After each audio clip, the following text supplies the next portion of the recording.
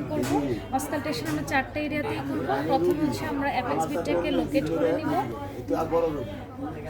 তারপর পেশেন্টকে বলবো লেফট সাইডে তাকাতে, আর আমরা থামটাকে রাখবো হচ্ছে ইয়ের উপর, ক্যারোটিড আর্টারির উপর।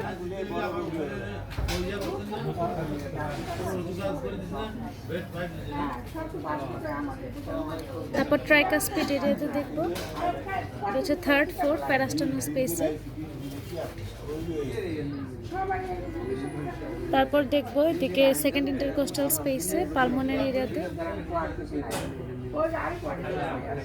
তারপর রাইট সাইডে 2nd intercostal space, aortic area. আমরা এখানে দেখলাম first and second normal heart sound is audible and no added sound.